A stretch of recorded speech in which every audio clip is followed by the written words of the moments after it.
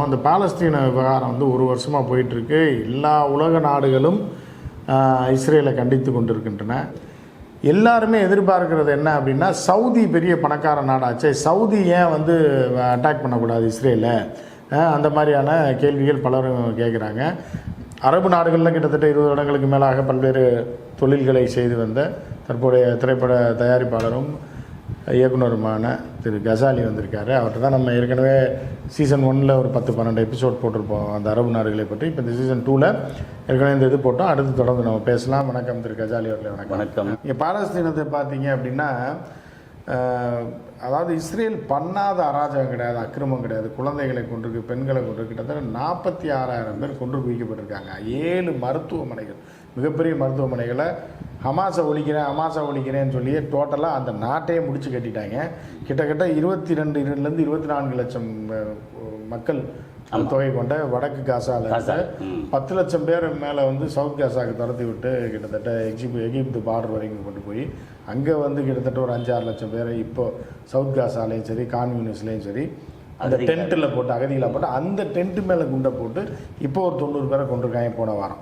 So இப்போ இது இவ்வளோ தூரம் நடக்கும்போது அந்த பகுதி பூராமே இஸ்லாமிய நாடுகள் தான். சவுதி அரேபியா எடுத்துட்டிங்கனாலும் சரி, ஜோர்டான் எடுத்துட்டிங்கனாலும் சரி, சிரியாவை எடுத்துட்டிங்கனாலும், ஈஜிப்ட் எடுத்துட்டிங்கனாலும் சரி, சுற்றி வளைச்சி இருக்கக்கூடிய இந்த நாடுகள் எல்லாம் இதில் வந்து சில இயக்கங்கள் தான் வந்து தாக்குதல் நடத்தி கொண்டு இருக்கிறதே தவிர அந்த அரசுகள்லாம் ஏன் அமைதியாக இருக்குது?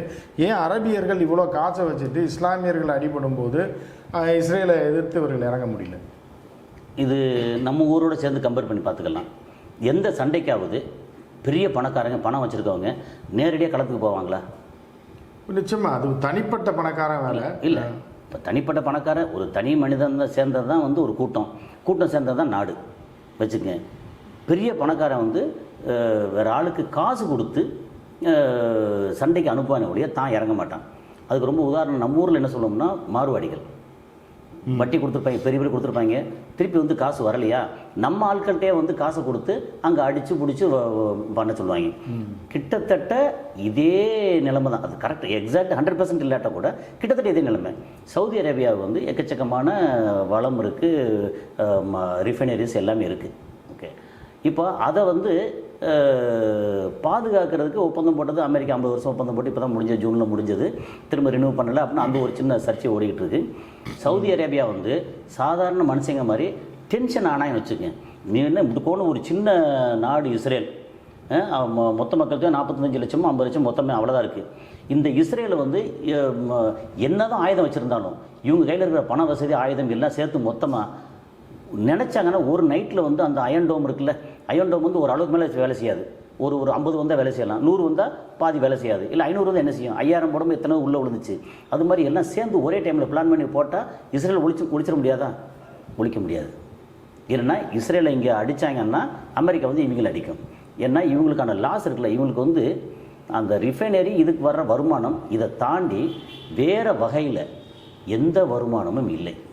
ஒன்லி பெட்ரோலியம் ப்ராடக்ட், அதுலேருந்து வரக்கூடிய வருமானத்தை தவிர. இப்போ நம்ம ஊரில் வந்து அக்ரிகல்ச்சர் இருக்குது, நம்ம கார் மேனுஃபேக்சர் பண்ணுறோம், துணி மேனுஃபேக்சர் பண்ணுறோம், இது பண்ணுறோம், பல வகையான இது இல்லைன்னா அது இல்லைன்னா இது அப்படின்னு பல வகை இருக்குது. அங்கே பல வகை ஒன்றுமே இல்லை.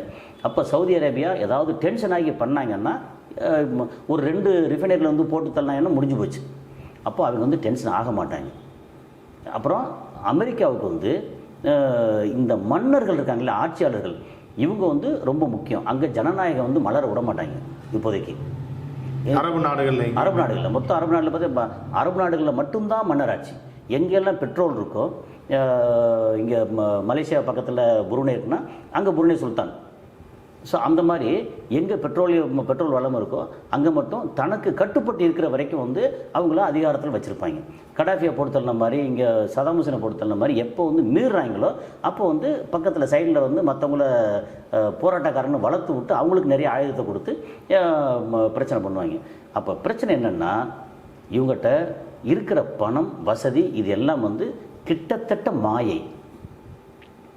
தான் வந்து ஒரு வீரனா இவ்வளோ பணம் இருக்குது, இவங்க அதிகபட்சம் என்ன செய்வாங்கன்னா வெளியே தெரியாமல் சைடில் வந்து கொஞ்சம் உதவி பண்ணுவாங்களே ஒழிய. அதில் வந்து சவுதி என்ன பண்ணியிருக்கு அப்படின்னா, இந்த ஏழைகளுக்கு அடிபட்டவனுக்கு மருத்துவ உதவி, உணவு அதை மட்டும் அனுப்பியிருக்காங்களே தவிர பட் இதை சண்டையை நிறுத்த முடியல. கண்டிப்பாக நிறுத்த முடியாது. இன்னொன்று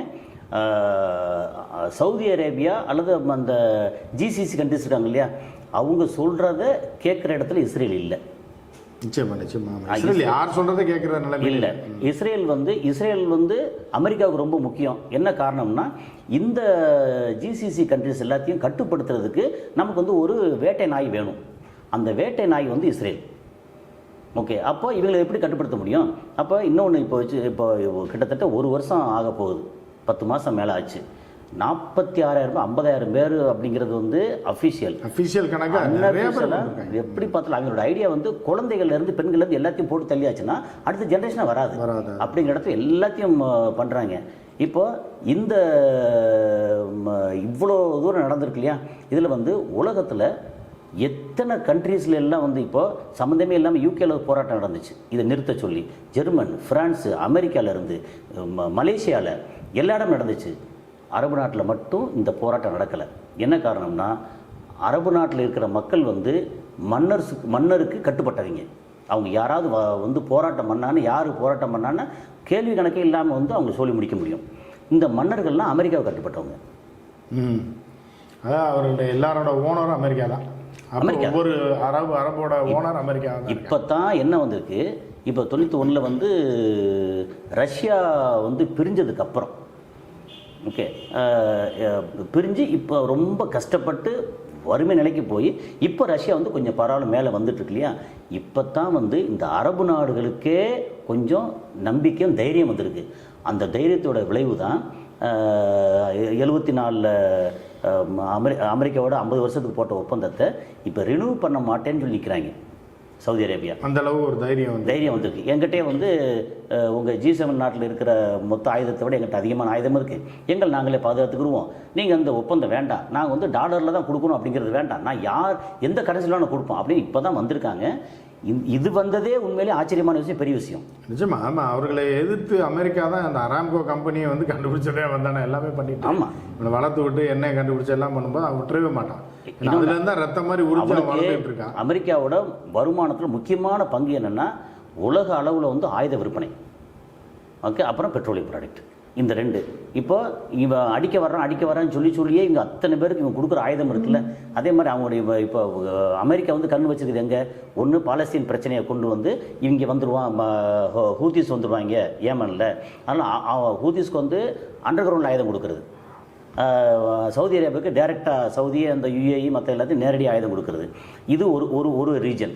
இன்னொரு ரீஜன் பார்த்திங்கன்னா சீனாவுக்கு கீழே வந்து தைவான், அங்கே ஆயுதத்தை கொடுத்து சீனா வந்து அவங்க ஆயுதத்தை உற்பத்தி பண்ணணும் அப்படின்னு சொல்லி இவங்களோட மொத்த வருமானமே ஆயுதத்தை வச்சு அடுத்த சாவில் தான் இவங்களுடைய மொத்த வளமே. அதே மாதிரி இந்த பெட்ரோலியம் ப்ராடக்ட் வெறும் பெட்ரோல் வாங்கி விற்கிறது இல்லை, இவை யார் எங்கேருந்து எங்கே விற்றாலுமே டாலரில் விற்கணும், அதில் கமிஷன் போயிடும், பெரிய கமிஷன்ல. அதான் இப்போ இந்தியா வந்து டாலரில் பண்ண மாட்டோம் அப்படின்னு சொல்லிட்டு இந்தியாவும் ரஷ்யாவும் இந்தியன் ருப்பியில் பண்ணுறது, அப்புறம் யுவானில் பண்ணுறது, அப்புறம் ஏற்கனவே சைனா வந்து சவுதியில் யுவான் பண்ணுறது இப்படின்னு வந்திருக்கு. இப்போ வந்து கொஞ்சம் அரபு நாடுகளில் வந்து கொஞ்சம் தைரியம் வர ஆரம்பிச்சிருக்கு. இந்த தைரியம் வந்துச்சு அப்படின்னா எனக்கு தெரிஞ்ச ஒரு 2-3 வருஷங்களில் இல்லை ஒரு 5 வருஷத்துக்குள்ளே இஸ்ரேல் வந்து காணா போயிடும். இல்லை அப்படி தான் காலங்காலமாக சொல்லிட்டு இருக்கும்போது என்னென்னா, இஸ்ரேல் வந்து எல்லா நாடுகளும் சர்வதேச நீதிமன்றம் கூட கண்டிச்சிருச்சு, போர் குற்றம்னு சொல்லிடுச்சு, நெதன்யாகுவை போர் குற்றவாளின்னு சொல்லியும் கூட அது ஒரு பக்கம் நடவடிக்கை எடுக்க முடியாமல் இருக்கு. ஆமாம், இப்போ வந்து இந்த அரபு நாடுகள் பூரா இணைகிறதுக்கான வாய்ப்பே இல்லையா? அரபு நாடுகள் வந்து கண்டிப்பாக இணைய மாட்டாங்க. ஏன்னா ஒவ்வொருத்தன் மேலேயும் அவ்வளோ போட்டி வராமல் உள்ளவங்க இணையவே மாட்டாங்க. அரபோட அவருடைய மென்டாலிட்டி வந்து அப்பேற்பட்ட மென்டாலிட்டி. இப்போ வந்து UAEல வந்து வேறு வழி இல்லாமல் எல்லாம் ஒரு 7 எமிரேட்ஸ் சேர்ந்து இருக்காங்க. முன்னாடி வந்து துபாயிலேருந்து ஷார்ஜா 7-10 கிலோமீட்டரு, அதுக்கு போகிறதுக்கு விசா வேணும், அந்த மாதிரி இருந்தது முன்னாடி. இப்போ வந்து கொஞ்சம் ஒரு கூட்டமைப்பாக சேர்த்து ஷேக் ஜாயித்னு ஒருத்தர் அபுதாபிலேருந்து அவர் வந்து சேர்த்து எல்லாம் கஷ்டப்பட்டு பண்ணது. இப்போது நான் பெருசா நீ பெருசான்னு கத்தார் பண்ணுற விஷயம் வந்து சவுதிக்கு பிடிக்காது, கத்தார் பண்ணுற விஷயம் UAEக்கு பிடிக்காது, அப்புறம் குவைத்துக்கு பிடிக்காது, குவைத்து பண்ணுற விஷயம் பஹ்ரைன் பிடிக்காது. இந்த மாதிரி அந்த இது நீ பண்ண வரத்தனை செய்யும். இப்போ என்கிட்டையும் ஆயில் வருது, என்கிட்டையும் காசு இருக்குது, இப்போ நான் வந்து என்னோட தனி ராஜ்யம், நான் ஏன் உனக்கு கட்டுப்பட்டுருக்கணும் அப்படின்னு வந்துரும்ல. இல்லை அப்படி இருந்தாலும் இப்போ பொதுவான ஒரு இஸ்லாமியர்கள் அப்படின்னு பார்க்கும்போது இப்போ ஒரு நாட்டில் வந்து ஒரு பெரிய தாக்குதல் இத்தனை லட்சம் பேர் சாகுறான் அப்படிங்கும்போது ஒற்றுமையாக இருந்து தன்னுடைய ஆயுத பலத்தையும் வைத்துக்கொண்டு உலகத்தில் மிகப்பெரியது வந்து மதம் இல்லை, உலகத்தில் மிகப்பெரியது வந்து அதிகாரம், பணம்.